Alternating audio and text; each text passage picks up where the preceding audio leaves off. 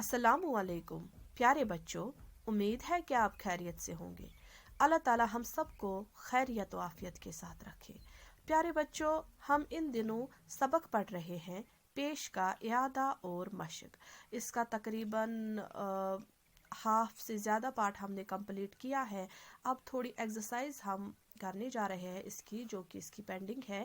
तो उसको पढ़ने से पहले मैं आपको वाहिद जमा का जो कॉन्सेप्ट है वो समझाती हूँ, क्योंकि उस एक्सरसाइज के लिए हमें ये पता होना चाहिए कि वाहिद किसको कहते हैं और जमा किसको कहते हैं। प्यारे बच्चों, इसम की 4 किस्में हैं: तादाद की लिहाज से, जिन्स की लिहाज से, मानों के लिहाज से और बनावट के लिहाज से। जैसा कि आप जानते हैं कि इसम हम किसी जगह के नाम को, किसी चीज़ के नाम को या किसी शख्स के नाम को कहते हैं, यानी इसम हम नामों को कहते हैं। तो इसम की जो किस्में हैं, ये जो किस्म है ये भी एक इसम की ही किस्म है, यानी तादाद के लिहाज से ये इसम की किस्में हैं, वाहिद और जमा। तादाद के लिहाज से इसम की किस्में। प्यारे बच्चों, तादाद के लिहाज से इसम की 2 किस्में हैं, एक वाहिद और दूसरा जमा। यानी ये इसम की ही किस्में हैं, लेकिन किस लिहाज से? तादाद के लिहाज से। प्यारे बच्चों, वाहिद हम किसको कहते हैं? वाहिद जब किसी चीज की तादाद सिर्फ 1 हो तो उसे वाहिद कहते हैं। मान लीजिए कि आपके पास कोई चीज है तो वो एक ही है, तो हम उसको क्या कहेंगे? वाहिद। यानी जब किसी चीज की तादाद सिर्फ 1 हो उसको हम वाहिद कहते हैं, यानी जिसको हम इंग्लिश में सिंगुलर कहते हैं। तो प्यारे बच्चों, फिर जमा किसको कहते हैं? आइए ये भी पढ़ते हैं। जमा जब किसी चीज की तादाद 1 से चीज की तादाद 1 से ज्यादा हो तो उसे जमा कहते हैं।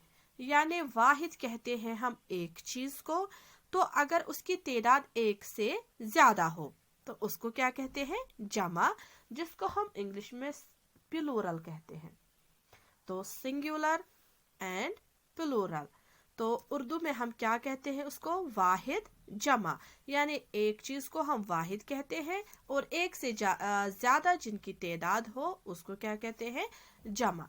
मसलन किताब किताबें, लड़की लड़कियां, अंडा अंडे। तो इस तरह आपको ये समझ में आया होगा कि किताब जो है ये एक ही है, तो इसको हम वाहिद कहेंगे।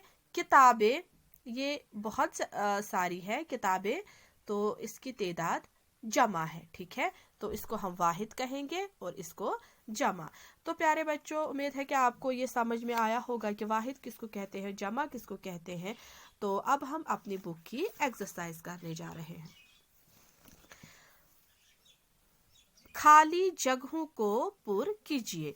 आप पेज नंबर 19 पे आ जाइए, यानी पेज नंबर 19 पे जो एक्सरसाइज दी हुई है इसमें हमें वाहिद जमा का कॉन्सेप्ट दिया हुआ है। जैसे यहाँ पे लिखा है 1 चूजा, तो फिर क्या है? 3 चूजे, यानी इनकी तादाद जमा है, ठीक है। तो प्यारे बच्चों, हमें इसी तरह आगे लिखना है 1 कुत्ता, 4 कुत्ते, 1 मुर्गा, 2 मुर्गे, 1 बूढ़ा, 3 बूढ़े, 1 ताला, 5 ताले।